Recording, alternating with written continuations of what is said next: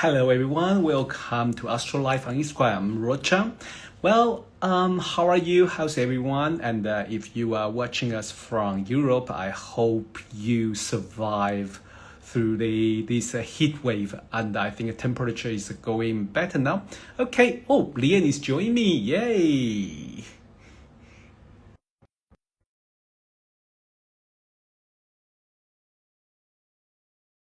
That was so hot. Everyone's complaining about the temperature. And I'm on my way back to London now. I'm still not London yet, but it's still quite hot here. Hey Rob, Hello, Lianne. How are you? I'm good. How are you? Well, survive. Yesterday I was here and he was 38 degree. That was a Oh, madness, really. I'm on my way to London. yeah, that's quite hot. That is quite hot, yeah.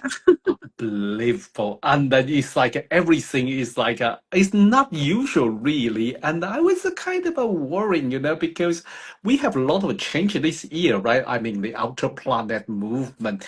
We have Neptune Aries and the Saturn moving into Aries and the Jupiter into Cancer. And very soon we are going to have Uranus moving into Gemini.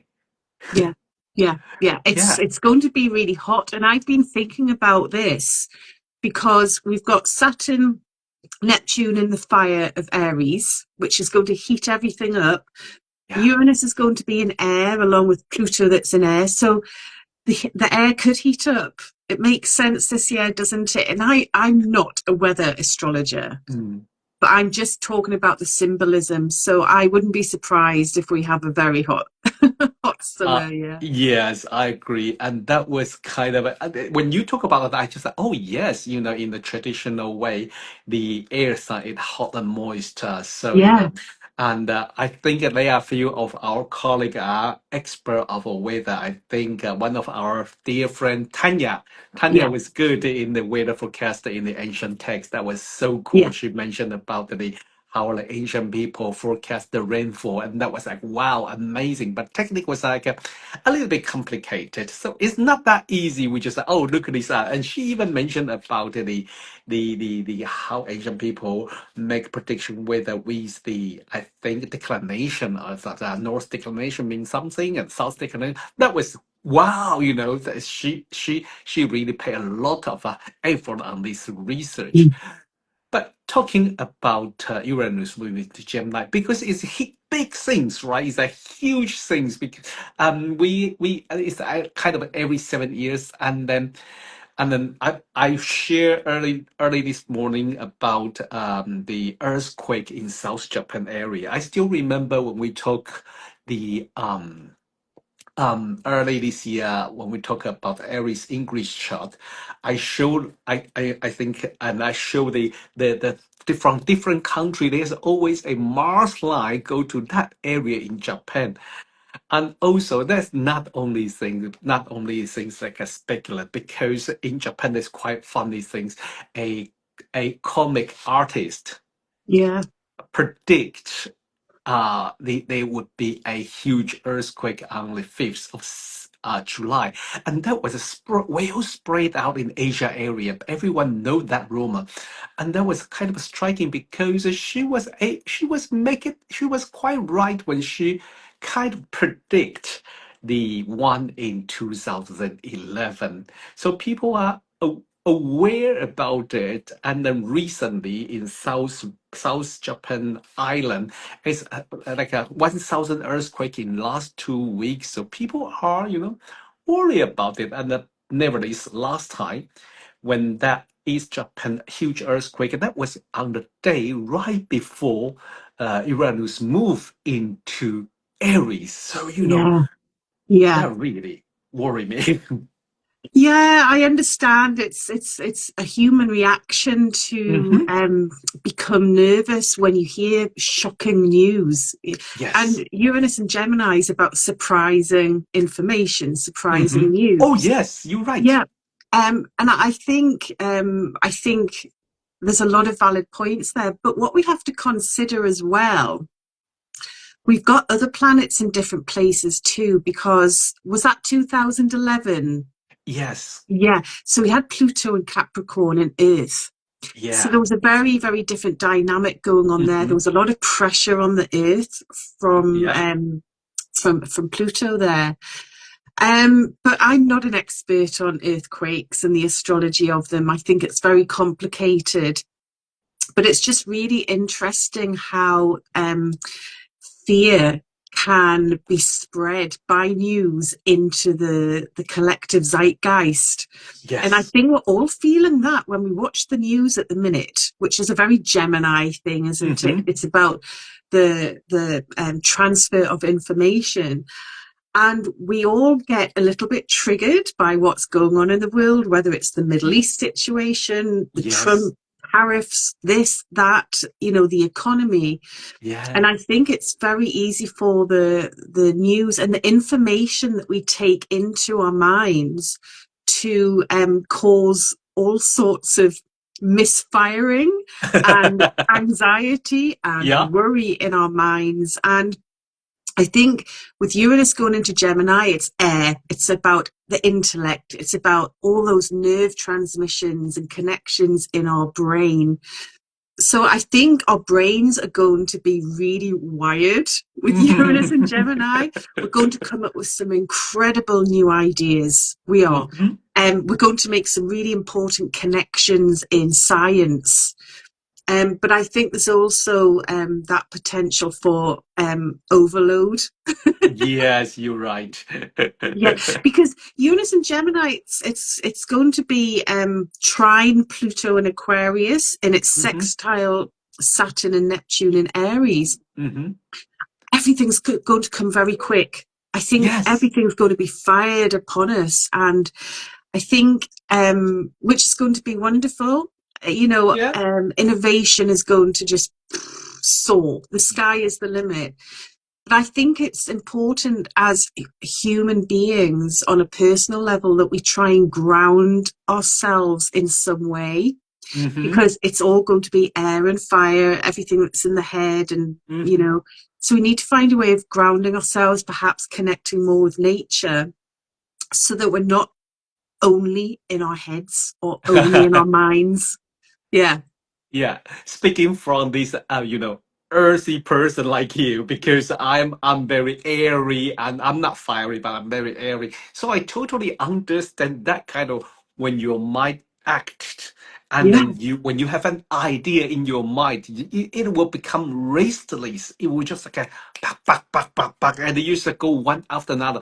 And but I agree with you that finding something to ground yourself, that was so important. It took me a long time to learn when I really like my mind is always on 24 hours, Yeah. and then when I need rest, I really need some technique to say, okay, now is the time to calm down, now it's time to rest. That and that really helped me quite a lot. But for last couple of days, I still couldn't, because there's just too many information, one after, like you say, the Iran, Israel, and then also Trump's, and then also like I think things happen in Thailand. I was like, oh my God, is that is that just like overwhelmed? And I just blamed because I was in Asia and it was too hot. I wasn't able to adopt the weather, so I was like a kind of the, what, I really couldn't handle all this. I have to let Yeah. go. Yeah, yeah, it's we're going to have to all find our own personal off switch and learn how to switch our minds off. And that's different for everyone. Mm. Um, because our brains will get overloaded. And one example is that so every morning I take my dog out for a walk Yeah. before I start working on my computer. And much of the day I'm on a screen watching the Hmm. news or writing, or my brain is hit all the time. Hmm. So I used to go out walking my dog and put earphones in and listen to a podcast. So Hmm. more information, more voices, more noise in my head. Yeah. And I've got so fed up with it because I realized I wasn't even listening to the podcasts because the podcast was playing, but at the same time, I was thinking about all my work, all my emails, all my plans. So my head was just filled with noise. So I leave my earphones at home now. I Mm-hmm. walk my dog and I listen to nature. Beautiful. Yeah. Yeah, I listen to nature, I listen to the birds, or even just the traffic going past. Yeah. And then I just let my mind wander. I just Mm-hmm. let my mind flow.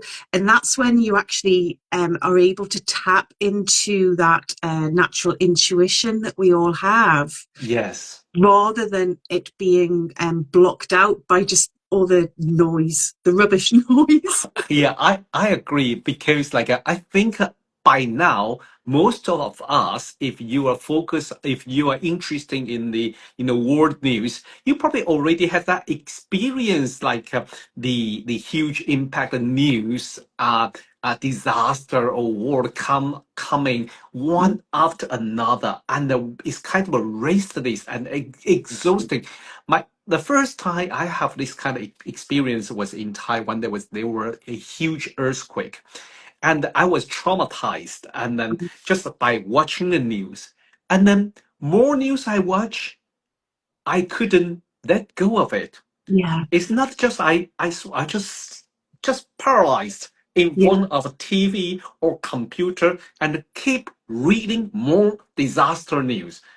yeah, I believe some of you, some of us already experienced that yeah, when recent year that big things happen, you will stick in front of a computer or on your mobile phone and just keep browsing the news, and until there's no news you can browse, you still browsing, you still kind of give me mhm, more yeah. update, and that is the time we need to put down the our mobile phone or computer and do something else, because that is not healthy. No, it's not healthy. And so many of us spend a lot of our working time with screens and with technology.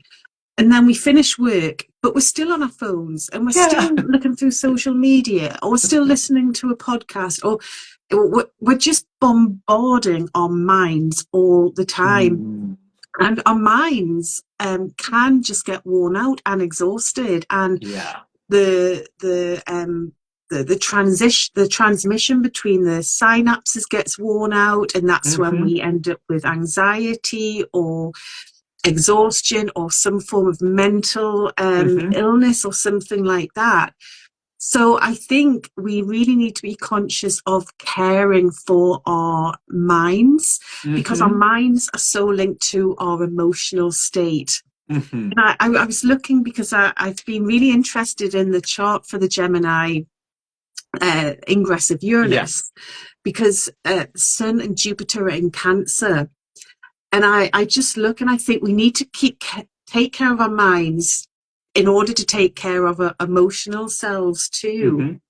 And Venus is conjunct Uranus in that ingress chart, right? Oh. So Uranus ingresses at 0 Gemini and Venus is at 2 degrees of Gemini. Mm-hmm. So it's about the value of intellect, the value of information. Yeah. It will be about trade, all that sort of thing. Mm-hmm. I But it's agree. how we value our minds. Mm. And we need, our minds are a resource, Mm-hmm. you Yes. know, and we need to take care of our minds moving forward, because society and technology is going to put more and more demands on us. And I Mm-hmm. know we've got AI helping us with a lot of Yes. stuff, but even adapting and learning to use AI and different technology is hard work. It So is. we need to take care of our left brain and our right brain, the Mm-hmm. emotional and the logical sides of our brains. Mm-hmm. Um, so yeah, that's just a few ideas that I have. Yeah. Yeah, definitely. Well, I think with all this information, in one way, we are so lucky. We have a lot of tool to help us Yeah. to sort out things, most advantage and the most cutting edge things.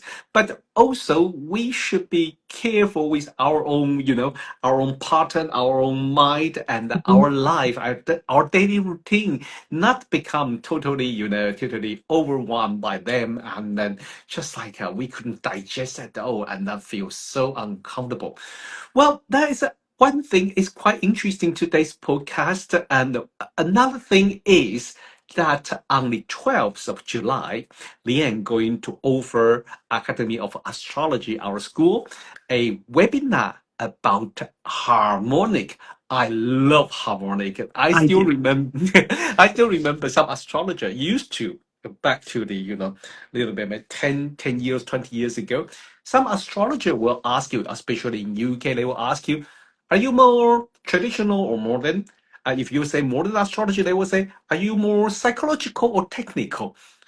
I say, well, I don't know. I like midpoint. I like harmonic. I say, oh, you're technical. Okay, what does that mean? So, could you explain a little bit more about what does mean harmonic astrology?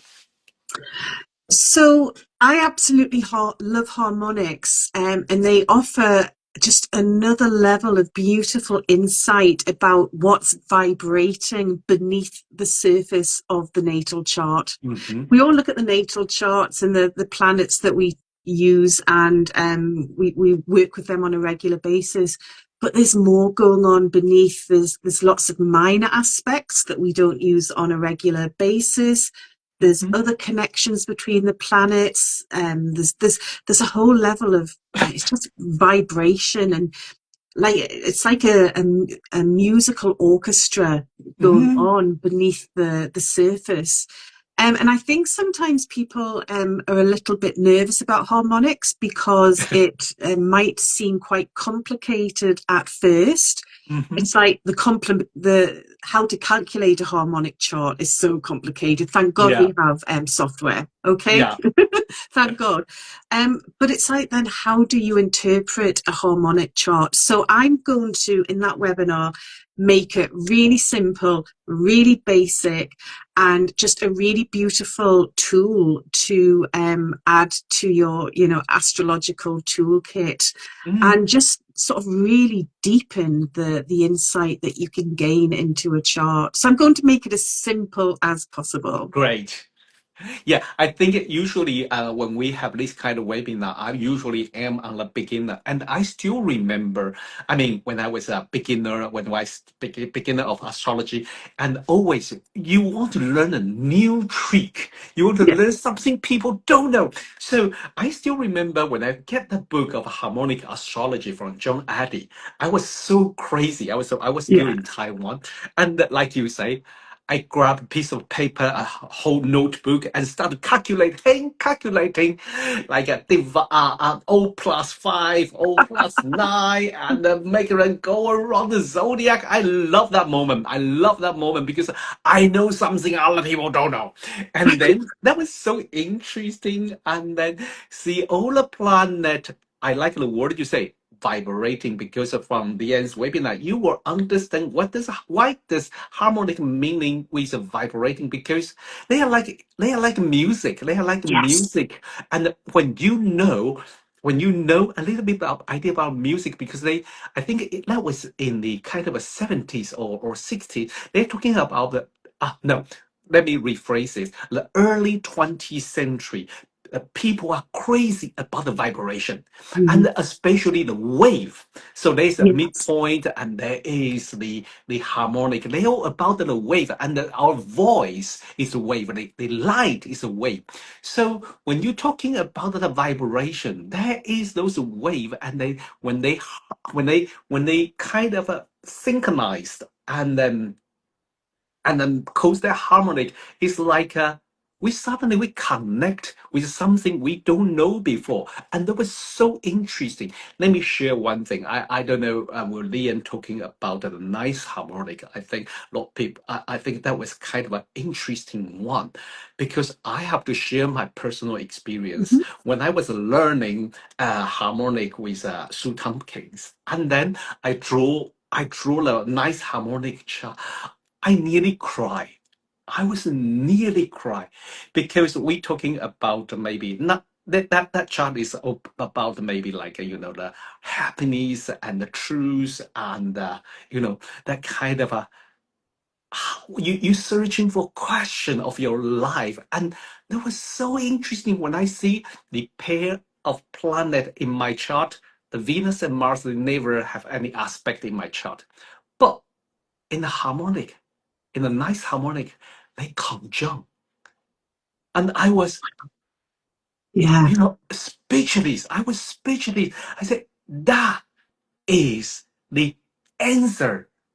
Yeah. And every time when I face some challenge, when I face some challenge, and when I say, oh, when I face some challenge about like, I want to get things I like, I want to get things I couldn't have, Mars, Venus. And I said, remember your nice harmonic. Yeah. And that was like key, and that it's kind of not only tool that I dealing with my client, but also when I face the challenge, I still Hmm. remember the moment I find out that that pair of aspect in the nice harmonic, and that resonate, that like the word resonate. I was feel like, Hmm. okay, I got it. Yeah. Thank you for the message. So from that moment, I always using harmonic when I doing the consultation and the study. Perfect. Perfect. They are really are beautiful because we're all familiar with our own natal charts, and I'm sure Yes. at some time everyone's gone, why am I stuck with this natal chart? I hate that. I don't like that placement. I don't like that. I wish Yeah. I had my son somewhere else. Yeah. Yeah. Yeah. And sometimes you can look at your own chart, and there's two planets and there seems to be no connection between them Hmm. whatsoever. Then Yeah. you go and explore the harmonic charts and you see that those two planets are actually operating and vibrating at a much, much deeper level that you Yeah. probably haven't even evolved Yes. to and consciously understand yet. Yeah. So the harmonic charts, I think, lift your understanding to a much different level. I don't even know if it's a tangible level. It's Uh-huh. just something a little bit beyond. But one thing that I love, the way I used to describe harmonic charts, because they are like the octaves in music, how notes sound together, perhaps. And I'm sure everyone has a piece of music that they love, and there'll just be a few notes within Hmm. that music that makes you cry or it sends shivers through Yes. your body. And it's a vibration, it's the way your body vibrates and reacts to those notes. And Hmm. it's the same between planets and harmonic charts. That vibration that affects you on some level. Yeah. We got one question. Say, Yeah. what is harmonic astrology? That is a Lianne. So basically, harmonic astrology, we will dive deep into the very, very minor aspects like the septile, the novile, the octile that you would never normally look at in a natal Hmm. chart. And you'll see new relationships between the planets in a in the harmonic chart, and we have different harmonic charts to represent different experiences in life. So it's just looking at the much more intricate unconscious relationships between planets, really. Yeah. Let me add something. Yeah. If people are into numerology, sometimes Yeah. they are Yeah. more connect with Yeah. harmonic chart, because the calculation of harmonic chart, when we say complicated, but one principle is very easy, is the you can image is the your chart Hmm. vibration with numbers. So Hmm. all the degree in your chart, they are going to multiply, right? By the one number, like a Hmm. number three, number four, number five. You Yeah. can multiply with a number 11 or number 17. And then you put them in a new position. And then all this chart, all the planets shift, include the MC, Yeah. ascendant, and that created a new chart. I think the original idea was I think the Vedic astrology, and Yeah. John Yeah. Addy Vedic. grab it from there and Hmm. westernized or modernized into the modern astrology. Today's harmonic chart has nothing. I don't want to say nothing to do. It's very different from the Yeah. Vedic one. But it's a very very interesting, and each numbers has is like a particular theme. So I usually like when I work with, like when we are talking about the harmonic, and you just use the word vibration, I suddenly bang, it hit on my face. Usually I usually, I'm quite sometimes I'm quite naughty when people talk about that. vibrational astrology. I have behaved, but I would just like That's your Venus Mars talking. yes. So vibration, and then suddenly today you give me an idea. Because a couple of days ago, my school in Taiwan, my manager asked me a few questions. And I said, when you talking about use the word, I said, ha ha! I got a new idea. I got a new idea. I'm going to create it with the word vibration, and I'm Yeah, going to work with a harmonic to maybe like a marketing it with a new way. that's it. And another way of describing the numerology link, because anyone who likes numerology will love harmonic astrology. So Yeah. it's just we're dividing the circle by numbers. So the whole circle divided by one is about oneness. Number two, the circle's divided by two. It's about Yes. two-ness, you and the other. Yeah. Then we decide this, we have threeness, fourness, fiveness. So that might help some people understand it a Yes. bit more Lianne, I too. want to Yeah. stop you here because they have to come to Yeah. next Saturday, and especially Lianne agreed with me. Thanks, Lianne, for agree with me to doing this, because I know not everyone has a lot of money to study astrology, and I really want to encourage more, newcomer to learn astrology with the great astrologer. So I say, Lianne, could we do this webinar with donation base? So this webinar is no fixed price. You give what you can. Come to join Lianne with a harmonic webinar. So go to Academy of Astrology website, a link in the bio, and then click it, and you will find the donation link. So just donate what you can, and then come to join us to explore the new technique of a not new technique. Well, explore there's something new. This technique is amazing and interesting, and maybe will change your view of Mhm. your chart, isn't it, Mhm. Leah? Definitely, definitely, yeah, yeah. And I think that's it's a lovely thing to give back via the donations. Yeah. Yeah, it's lovely. Yeah. Yes, because I was thinking, more people join us, then I will be more confident with this donation Hmm. method. So I can invite more astrologers. I can convince them and say, should we use donation method? So allow more people can, can join us, can learn astrology Yeah. from the experienced astrologer like Lianne or Tanya. You are all amazing. But I'm really looking forward to listen your harmonic webinar. And yes, thank you. Please join us, okay? Because this is a very interesting topic, Mhm. and we will totally change your view to Yeah. see your chart. I promise you. Once you know, especially if you are interested in the numerology, that is Hmm. so funny. That's so true. Okay, someone say, I've been trying to sort out Vedic Venus tropical system. Oh, I don't go there. It's a very different tropical Vedic. I love both. I love Hmm. both because as an fixed star astrologer, I really love the zod what you say sidereal one. The planet in the sky and the constellation in the sky. But I also use the tropical because that's how I learn astrology.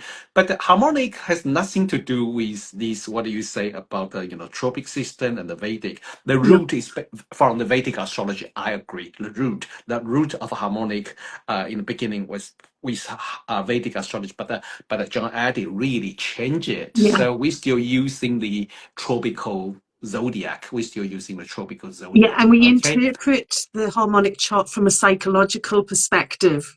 Yeah. So there's a beautiful mix of the modern and the old technique, I guess. Yeah. Yeah. Okay. Yes. Thank you. I'm glad that our audience understand what we are going to talk about. So, if you are expecting to hear about the Vedic astrology, not here, not No. this week, not this week. I will invite Sona next time. But Vedic astrology, I'm really respectful of it, but it's just not my area of expertise. So I wouldn't even pretend to be able to teach it's anyone so about it. great. It's the immense knowledge and the Yeah. philosophy and the cosmology that, well, I wish I have more time to explore it, but I respect. It's lovely study Yeah. too. I hear when every time I listen to Sono talking about the Vedic, I was just like, Yeah, it's incredible. whoa, Yeah. it's incredible. But I have to clarify harmonic astrology. This time we are going to study nothing to do with the Vedic, okay? You don't But need to it's know anything about Vedic astrology yeah, at all to come to the harmonics and yeah. understand harmonics. Okay, okay, okay, cool. Okay, so well, thank you, Lianne, today. Take your time out to share your idea of the Uranus in Gemini with us, and also I'm so looking forward to see you next Saturday on the 12th of July. Go 12th to of visit July. our website and give a donation and join us for the Lianne's Harmonic webinar. Okay, so thanks. Bye bye. Thanks. Take care, everyone. Thank you, Rod. Bye. Bye. Bye bye.